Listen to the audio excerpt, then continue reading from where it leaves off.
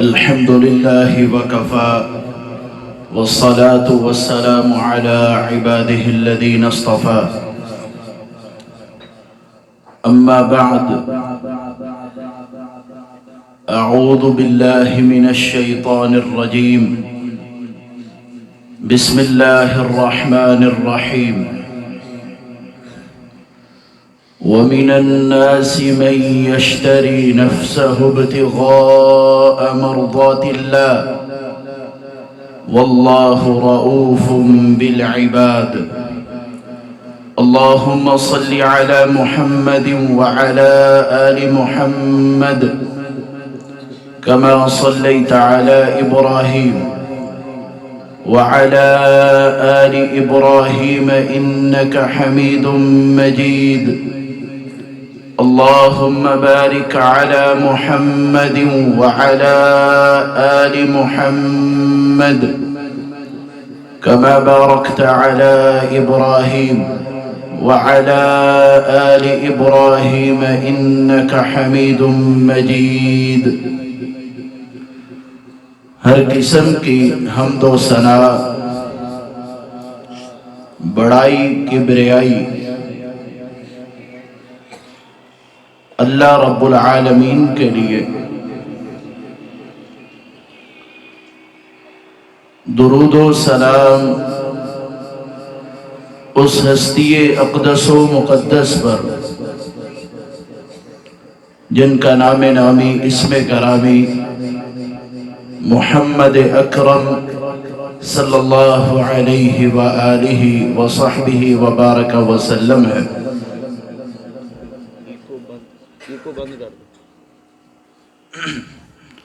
سامعین محترم، صفات دو طرح کی ہوتی ہیں، ایک اچھی اور دوسرا بری۔ جو شخص اچھی صفات کا حامل ہوتا ہے تو اس کا بہترین صفات کو اپنانا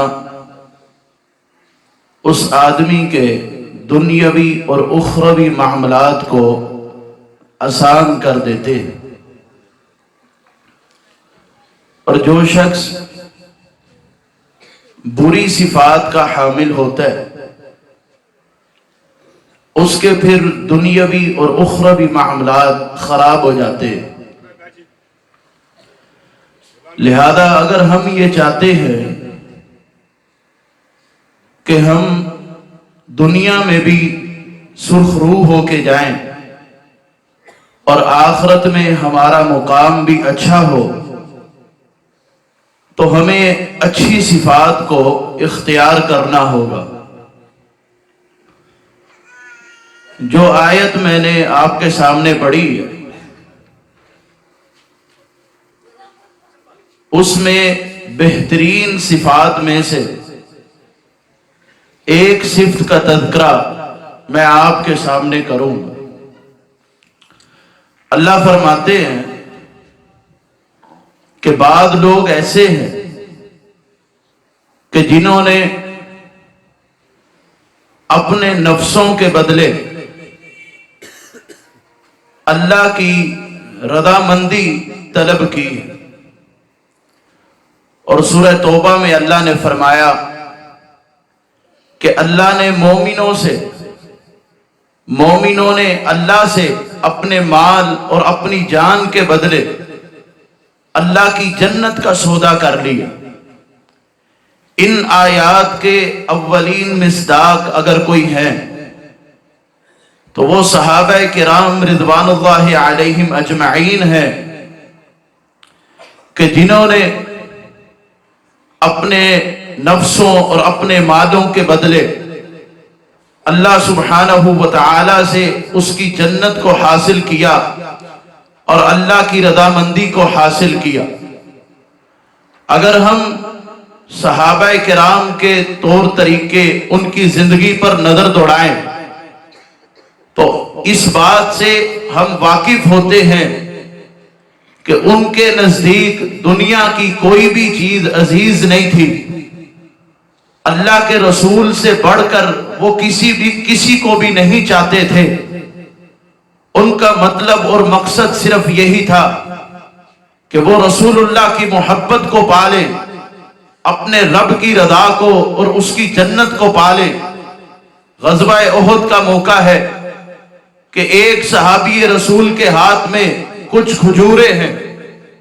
وہ رسول اللہ کے پاس آیا اور کہا، اے رب کے حبیب، اگر میں اس میدان جنگ میں اتر جاؤں اور لڑتے لڑتے اللہ کے راستے میں شہید ہو جاؤں تو آپ مجھے بتلائیے کہ میرا انجام کیا ہوگا۔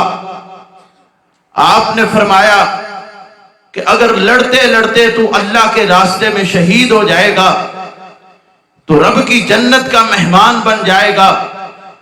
وہ صحابی رسول کہتا ہے، کھجوریں کھاؤں گا وقت لگ جائے گا، پہلے اس کو ختم کروں پھر میدان جنگ میں اتروں۔ وہ کھجوریں ایک طرف رکھتا ہے اور میدان جنگ میں اترتا ہے اور لڑتے لڑتے شہید ہوتا ہے اور اپنے آپ کو رب کی جنت کا مہمان بنا لیتا ہے۔ یہ وہ لوگ ہیں کہ جنہوں نے اپنی جانوں کے بدلے اللہ سے اس کی جنت کا سودا کر لیا، اللہ کی رضا مندی کا سودا کر لیا۔ ہم دیکھتے ہیں کہ سعد بن معاذ رضی اللہ تعالی عنہ، ان کی عمر جب 30 سال تھی انہوں نے اسلام قبول کیا۔ 36 سال کی عمر میں انہوں نے شہادت کی موت ان کو نصیب ہوئی۔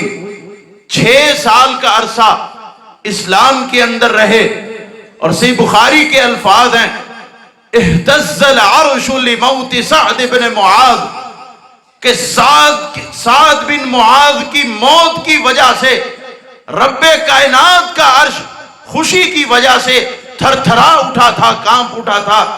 یہ وہ صحابی رسول ہے کہ جس نے اسلام میں کتنے سال گزارے؟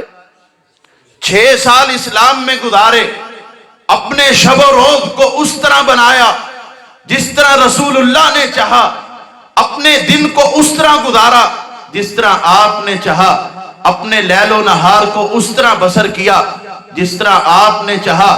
آج ہم اپنے نفس پر غور کریں، اپنے ضمیر کو جھنجھوڑیں، ٹٹولیں اور فکر کریں اور دیکھیں کہ آج کتنا وقت ہم اسلام کے اندر گزار چکے ہیں، ہمارے ایمان کی کیفیت کیا ہے، ہمارے ایمان کا معیار کیا ہے۔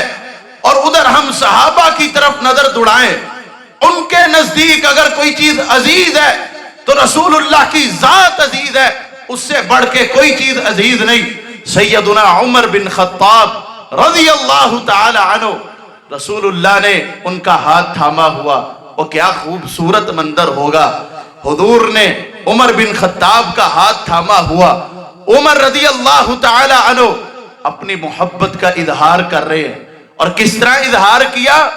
کہا، اللہ کے رسول، اپنی جان کو چھوڑ کر دنیا کی ہر چیز سے زیادہ میں آپ سے پیار کرتا ہوں۔ اپنی جان کو چھوڑ کر دنیا کی ہر چیز سے زیادہ میں آپ سے محبت کرتا ہوں۔ آپ نے فرمایا، اے عمر، اگر تو اپنی جان سے بڑھ کر، اپنی جان کو چھوڑ کر دنیا کی سب چیزوں سے بڑھ کے مجھے چاہتا ہے، تیرا ایمان مکمل نہیں۔ حضرت عمر رضی اللہ تعالی عنہ کو بات سمجھ آئی، کہا، اللہ کے رسول، جان کیا چیز ہے؟ اب جان کی بھی پرواہ نہیں، اب آپ سے محبت میری اپنی جان سے بھی بڑھ کے ہے، دنیا کی ہر چیز سے بڑھ کے ہے۔ یہ ایمان تھا تو صحابہ کرام کا۔ یہ وہ لوگ تھے جنہوں نے اپنی جانوں کے بدلے، اپنے نفسوں کے بدلے، اپنے مالوں کے بدلے اللہ سے اس کی جنت کا اور اس کی رضا مندی کا سودا کیا۔ اگر آج ہم یہ چاہتے ہیں کہ ہم رب کی جنت کو پالیں، اس کی رضا مندی کو حاصل کر لیں، پھر ہم نے اپنی مرضی سے زندگی بسر نہیں کرنی، بلکہ وہی کچھ کرنا ہے جو اللہ چاہتا ہے اور جو اس کا رسول چاہتا ہے۔ وَمَن يُطِعِ الرَّسُولَ فَقَدْ أَطَاعَ اللَّهَ، جو شخص رسول کی اطاعت کرتا ہے حقیقت کے اندر وہ اللہ کی اطاعت کرتا ہے۔ اور آپ صلی اللہ علیہ وسلم نے فرمایا، کل امتی یدخلون الجنہ الا من ابا، میری ساری امت جنت کے اندر داخل ہوگی مگر اس شخص کے کہ جس نے جنت میں جانے سے انکار کیا۔ وہ شخص جنت میں نہیں جا سکتا۔ صحابہ کرام نے عرض کی اللہ کے رسول، اور رب کی جنت اور نعمتوں سے بھرپور، نعمتوں سے مالا مال، عظیم تر محلات جس میں، اس جنت میں جانے سے کون انکار کرے گا؟ وہ جنت جس میں شراب کی نہریں، جس میں دودھ کی نہریں، جس میں پانی کی نہریں، ان سے سیراب ہونے سے کون انکار کرے گا؟ آپ نے ایک ضابطہ بتا دیا، ایک اصول بتا دیا اور فرما دیا من اطاعنی دخل الجنہ ومن عصانی فقد ابا، اور جو میری پیروی کرے گا وہ جنت میں داخل ہوگا، جس نے میری نافرمانی کی اس نے جنت میں جانے سے انکار کر دیا۔ آپ مجھے بتائیں کہ آپ کے لیے علاقے کے اندر بھرپور دعوت کا انتظام کیا گیا ہو، دعوت بھی عام دی گئی ہو اور ہر خاص و عام کو بلایا گیا ہو، اور آپ میں سے ایک شخص کہے مجھے نہیں ضرورت اس دعوت میں جانے کی، آپ مجھے بتائیں کیا وہ اس دعوت میں شریک ہو سکتا ہے؟ یا جو دعوت کرنے والا ہے کیا وہ اس دعوت کرنے والے کے گھر میں جا سکتا ہے؟ جو منکر ہو جائے، جو انکار کر دے کہ میں نہیں جاتا اس کی دعوت کو کھانے۔ اور میرے بھائیوں، یہ رب نے جنت بنائی ہے تمہارے لیے، اس میں نعمتیں سجائی ہیں تمہارے لیے، اگر تم یہ چاہتے ہو رب کی جنت میں داخل ہو جاؤ، پھر اسی طرح کرو جس طرح اللہ چاہتا ہے اور جس طرح اس کا رسول چاہتا ہے۔ اگر تم نے اس طرح نہیں کیا تو پھر تم نے رب کی جنت میں جانے سے انکار کر دیا۔ ہم دیکھتے ہیں اپنا مقصد، ہم دیکھتے ہیں اپنا مطلب، جہاں ہمیں اپنا فائدہ نظر آئے اس بات کو ماننے کے لیے تیار، جہاں اپنا نقصان نظر آئے اس بات کو چھوڑنے کے لیے تیار۔ یہ نہیں دیکھنا کہ شریعت اس کے متعلق کیا کہتی۔ ہم اپنے ذہن کو، ہم اپنی فطرت کو اور اپنی سوچ کو بدلیں۔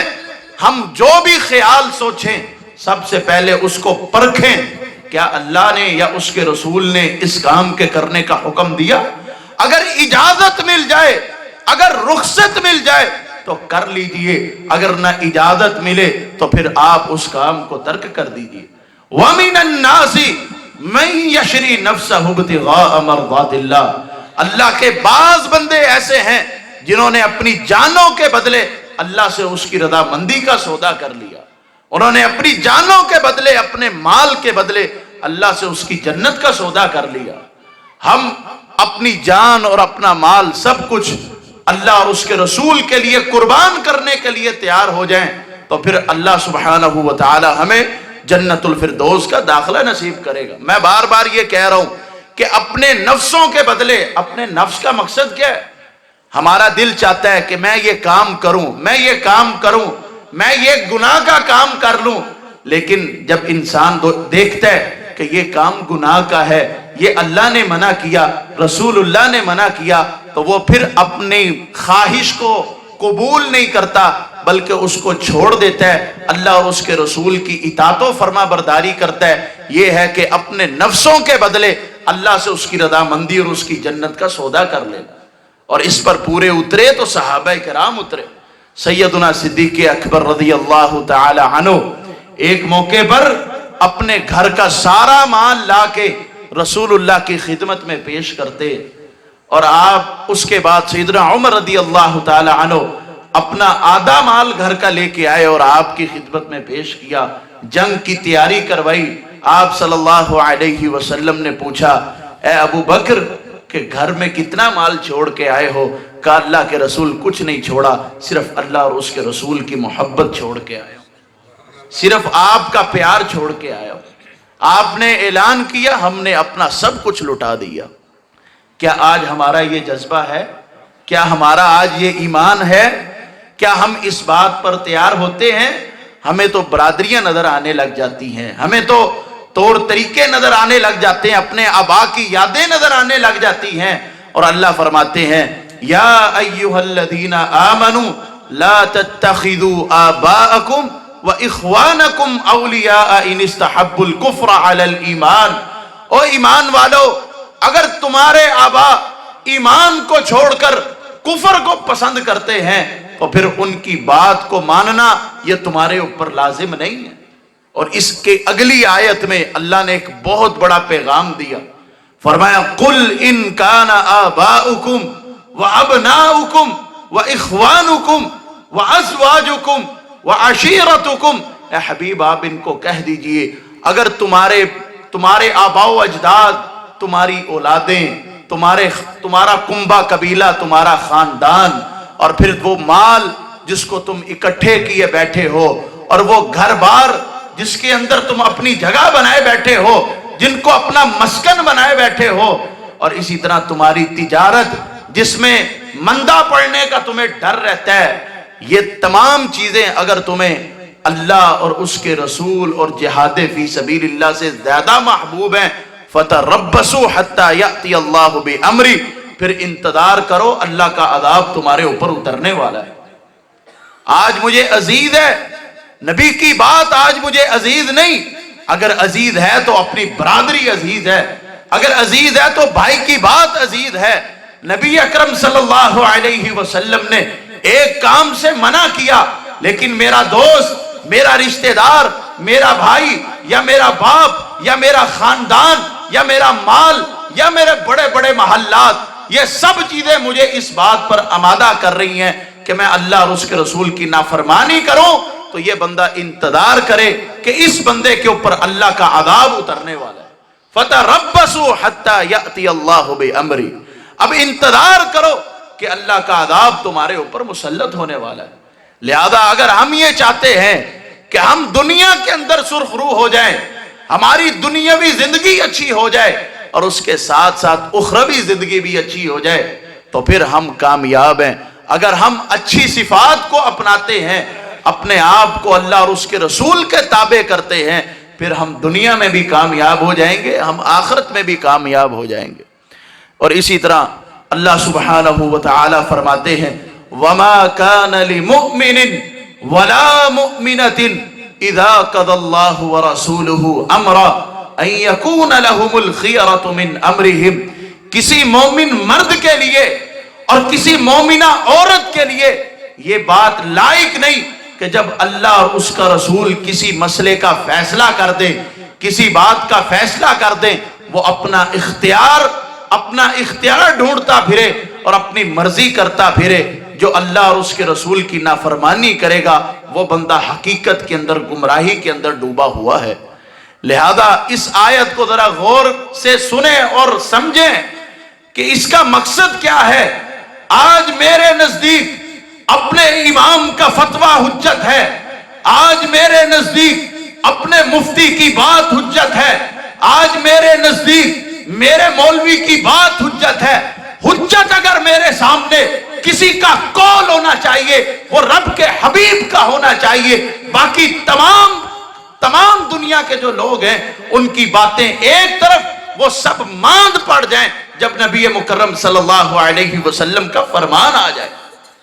हम हदीस सुनाते हैं और हम ये कहते हैं नबी मुकर्रम ने फरमाया उस बंदे की नमाज नहीं जिसने नमाज के अंदर सूरह फातिहा की तिलावत नहीं की, और तुम कहते हो कि हमारे इमाम का, हमारे मुफ्ती का और हमारे मौलवी का मजहब ये है, उसका मसलक ये है।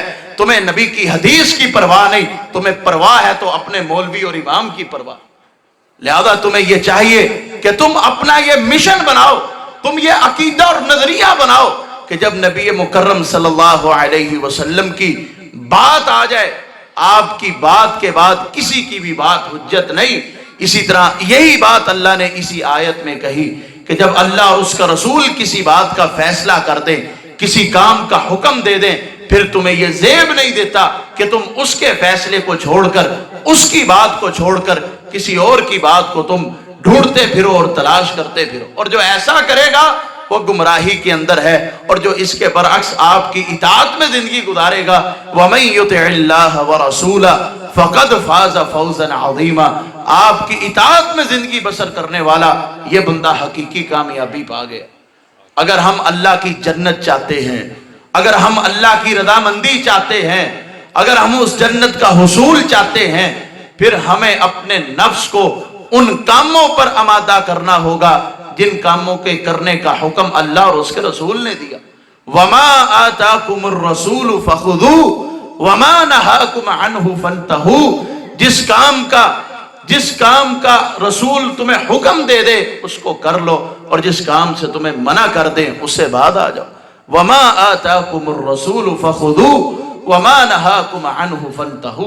और इसी तरह फरमाया वमन युशाकिकिर रसूल मिन बअदि मा तबय्यन लहुल हुदा, जो शख्स हिदायत के वादे हो जाने के बाद, मसले का इल्म हो जाने के बाद, हकीकत के खुल जाने के बाद अल्लाह और उसके रसूल की मुखालफत करेगा, वयत्तबि गैर सबीलिल मुमिनीन, और सहाबा के रास्ते को छोड़कर इमामों के रास्ते को इख्तियार करेगा, सहाबा के तर्ज जिंदगी को छोड़कर किसी और का तर्ज जिंदगी अपनाएगा, सहाबा के तरीके कार को छोड़कर किसी और का तरीके कार अपनाएगा, अल्लाह फरमाते हैं नुवल्लिही मा तवल्ला व नुस्लिही जहन्नम, हम उसको ढील दे देते हैं, वो जो करना चाहे हम उसको ढील दे देते हैं, वो करता फिरे, लेकिन फिर हम उसके साथ क्या करेंगे, नुस्लिही जहन्नम, हम उसका ठिकाना जहन्नम बनाएंगे, वसात मसीरा, जो बड़ी बुरी जगह है। आज हमारा क्या कौल है और क्या हमारा मशहूर एक हमारी यहाँ एक बात है कि गुलामी ये रसूल में मौत भी कबूल है। हाँ जी, दावा करते हो, सब दावा करते हैं, और जब पूछा जाए क्या अपनी जिंदगी को, मौत तो बाद की बात है, क्या अपनी जिंदगी को रसूलुल्लाह के फरमान के ताबे किया है तुमने? क्या अपने लैलो नहार को, अपने शबो रोज को, अपने उठने बैठने को, अपने मेल जोल को, मिलने जुलने को रसूलुल्लाह के कहने के मुताबिक किया है तुमने? आप सल्लल्लाहु अलैहि वसल्लम ने फरमाया ला तहकिरन्न मिनल मारूफ शैआ, छोटी सी भी नेकी को हकीर मत समझो, वलौ अन तल्का अखाका बिवजह तल्किन, अगरचे आपका अपने दूसरे भाई से मुस्कुरा के मिलना ही क्यों ना हो। आज हम देखें हमारी बरादरी के लोग, हमारे साथ उठने बैठने वाले, हमारे हमसाए, कितना वक्त हो चुका है हम उनसे बोलने को तैयार नहीं। और आपने फरमाया अगर आप अपने भाई से मुस्कुरा के मिलते हैं, इस मुस्कुरा के मिलने को भी अल्लाह आपके नामे अमाल में नेकी लिख दिया करते। ये हमारी मोहब्बत का आप अंदाजा लगाते जाएं और रसूलुल्लाह के फरामीन सुनते जाएं। और आपने फरमाया जो बंदा ये चाहता है कि उसकी उम्र लंबी हो जाए, उसके रिज्क में इजाफा हो जाए, और सब चाहते हो उम्र लंबी हो जाए, सब चाहते हैं जिंदगी बढ़ जाए, सब चाहते हैं रिज्क वाफिर मिकदार में मिले, आपने फरमाया जो ये दो काम चाहता है फल यसिल रहिमा, उसको चाहिए कि वो अपने रिश्तेदारों के साथ अच्छा सलूक करे, वो सिला रहमी करे। सिला रहमी करने वाले की अल्लाह उम्र लंबी कर देते हैं, उसके रिज्क में इजाफा कर देते। आज हर कोई परेशान और मारे मारे फिर रहा है, लेकिन परेशानी का हल उसके पास मौजूद है कि वो अपने रिश्तेदारों के साथ अच्छा सलूक करे, उनके साथ अच्छे ताल्लुकात कायम करे। और आपने फरमाया कि किसी भी मुसलमान के लिए ये लायक नहीं कि वो अपने किसी दूसरे मुसलमान भाई से 3 दिन से ज्यादा नाराज रहे। 3 दिन से ज्यादा नाराज रहना ये किसी मुसलमान भाई को ज़ेब नहीं देता। और इन दोनों में से सबसे बेहतर बंदा वो है जो सलाम में पहल करता है। और आज हम देखें कितने कितने अरसे गुजर चुके, कितने कितने साल गुजर चुके, भाई भाई को मिलने को तैयार नहीं, लोग वालिदैन का चेहरा देखने को तैयार नहीं। हुकूकुल इबाद में सबसे पहला हक अगर अल्लाह ने किसी का रखा है तो वो वालिदैन के साथ उसने सलूक का रखा है। और हुकूकुल्लाह में सबसे पहला हक अगर किसी का है तो वो अल्लाह की इबादत करना है।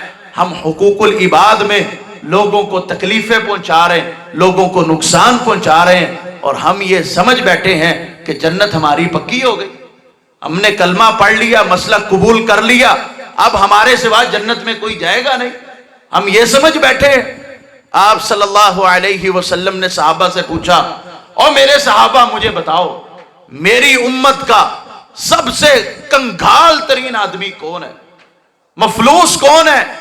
सहाबा इकराम ने कहा अल्लाह के रसूल, जिसके पास पैसा ना हो, जिसके पास जरूरियात जिंदगी ना हो, वो बंदा कंगाल है, उसके पल्ले कुछ नहीं।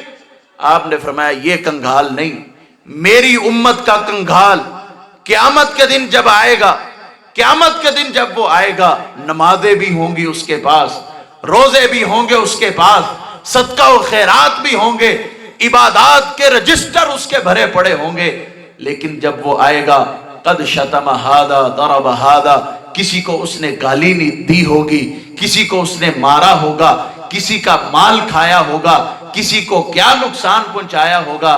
اب ذرا غور کریں، حقوق اللہ میں بندہ پورا اترا، عبادات زندگی کے اندر مکمل طور پر ادا کرتا رہا، اپنے آپ کو سچا پکا مسلمان سمجھتا رہا، لیکن حقوق العباد میں سے اس نے ایک حق بھی ادا نہیں کیا، اس نے لوگوں کے ساتھ خیر خواہی نہیں کی، اس نے لوگوں کے ساتھ حسن سلوک نہیں کیا، اس نے لوگوں کے ساتھ نیکی نہیں کی۔ اب اللہ فرمائیں گے کہ یہ بندہ جو نیکیوں کے رجسٹر لے کے آیا، جس کے عبادات کے ڈھیر لگ چکے ہیں، اب اس بندے کی عبادات لے کر، اس کی نیکیاں لے کر ان لوگوں کو دے دی جائیں گی جن کے ساتھ اس نے زیادتی کی ہوگی۔ اب کیا ہوگا؟ نیکیاں ختم ہو چکی، لیکن حساب لینے والے ابھی باقی ہیں۔ جن کا مال کھایا وہ ابھی کھڑے ہیں، جن کو تکلیف پہنچائی وہ ابھی کھڑے ہیں، جس کو گالی دی وہ ابھی موجود ہے، جس کو ناحق مارا وہ ابھی موجود ہے۔ تو پھر کیا کیا جائے گا؟ جن پر اس نے ظلم کیا ان کے گناہ لے کر اس بندے کے ذمہ ڈال دیے جائیں۔ اب دیکھو، نیکیوں کے بڑے بڑے رجسٹر لے کے آیا تھا، پلے اب کچھ نہیں بچا۔ حقوق العباد میں کمی کرنے کی وجہ سے گناہوں کو لے کر جس نے جنت میں جانا تھا، اب وہ جہنم کے اندر جا رہا ہے۔ اگر اپنے آپ کو جہنم سے محفوظ کرنا چاہتے ہو اور رب کی جنت میں داخل کرنا چاہتے ہو، اپنا لوگوں کے ساتھ ملنا جلنا اچھا کر لو۔ یہ لوگ آپ کے گواہ ہیں، گواہ۔ آپ جب دنیا سے جائیں گے انہوں نے گواہی دینی ہے، لِتَكُونُوا شُهَدَاءَ عَلَى النَّاسِ۔ اللہ نے آپ کو امت وسط اس لیے بنایا کہ آپ لوگوں کے گواہ ہیں۔ آپ ایک بندے کے ساتھ آپ کا اٹھنا بیٹھنا ملنا جلنا ہے، وہ آپ کے حالات سے واقف ہے۔ آپ کے غیب میں اگر آپ کے اچھے انداز ہیں، اگر آپ اچھی صفات کے حامل ہیں، وہ آپ کی خوبیاں بیان کرے گا۔ اگر آپ برے انداز سے گفتگو کرتے اور برائیوں کو اپنائے ہوئے تو یہ شخص آپ کی برائیاں کرے گا، اور اسی طرح یہ برائیاں آپ کی پھیلتی رہیں گی۔ اور یہ کیا ہوگا؟ جب آپ دنیا سے رخصت ہو جائیں گے پھر لوگوں نے آپ کو اچھے الفاظ میں بھی یاد نہیں کرنا۔ اگر آپ لوگوں کے ساتھ نیکی کر کے جائیں گے، حسن سلوک کر کے جائیں گے تو لوگ آپ کو اچھے لفظوں میں یاد کریں گے، اور اگر آپ لوگوں کے ساتھ زیادتیاں کر کے جائیں گے، مار پیٹ کر کے جائیں گے، مال کھا کے جائیں گے، لوگوں کو نقصان پہنچا کے جائیں گے، تو لوگوں نے یہی کچھ یاد کرنا ہے کہ یہ بندہ ایسا تھا۔ آپ صلی اللہ علیہ وسلم کے بعد سے 2 جنازے گزرے۔ صحابہ کرام نے پہلا جنازہ دیکھا اور کہا کہ یہ ایسا تھا، نیک آدمی تھا، جنت میں جائے گا۔ آپ نے فرمایا واجب ہو گیا۔ دوسرا جنازہ گزرا، صحابہ نے کہا کہ اس کے اندر یہ خامیاں تھیں، یہ برا آدمی تھا، یہ جنت میں نہیں جا سکتا۔ آپ نے فرمایا واجب ہو گیا۔ اللہ نے آپ لوگوں کو ایک دوسرے کا گواہ بنا دیے، آپ لوگ ایک دوسرے کی گواہی دیں گے۔ لہذا اگر ہم یہ چاہتے ہیں کہ ہمارے جانے کے بعد لوگ ہماری اچھی گواہیاں دیں تو پھر ہمیں اچھے نقشے قدم چھوڑ کے جانے پڑیں گے، اچھے انداز لوگوں کے سامنے رکھنے پڑیں گے، لوگوں کے ساتھ حسن سلوک سے پیش آنا پڑے گا۔ رسول اللہ صلی اللہ علیہ وسلم کے پاس سے ایک جنازہ گزرا تو آپ نے فرمایا یا تو یہ مرنے والا سکون پا گیا یا پھر اس مرنے والے سے سکون پا لیا گیا۔ صحابہ کرام نے کہا اللہ کے رسول سمجھ نہیں آئی، اس کا کیا مطلب؟ یا تو یہ مرنے والا سکون پا گیا یا پھر اس مرنے والے سے سکون پا لیا گیا۔ آپ نے فرمایا کہ جب ایک مومن بندہ، ایک نیک آدمی، اچھی صفات کا حامل انسان جب دنیا سے رخصت ہوتا ہے، یستریح من نصب الدنیا، وہ دنیا کی پریشانیاں اور دنیا کی تکلیفوں سے راحت پا جاتا ہے، اور ایک فاسق اور ایک فاجر آدمی اور گندی صفتوں کا حامل اور لوگوں کو نقصان پہنچانے والا وہ جب دنیا سے جاتا ہے، یستریح منہ العباد والشجر والبلاد، پھر اس نے کیا سکون پانا ہے؟ لوگ اس سے امن میں آ جاتے ہیں، درخت اس سے امن میں آ جاتے ہیں، حتیٰ کہ جن شہروں میں وہ رہتا ہے وہ شہر بھی امن میں آ جاتے ہیں۔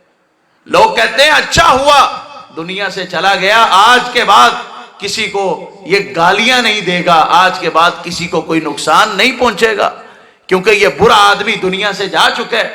اگر ہم یہ چاہتے ہیں کہ ہمارا ذکر خیر ہمارے مرنے کے بعد ہوتا رہے، تو ہمیں لوگوں کے ساتھ حسن سلوک سے پیش آنا ہوگا. ہمیں اللہ کی رضامندی اور اس کی جنت کی خاطر اپنے نفس کو اللہ کے حوالے کرنا ہوگا.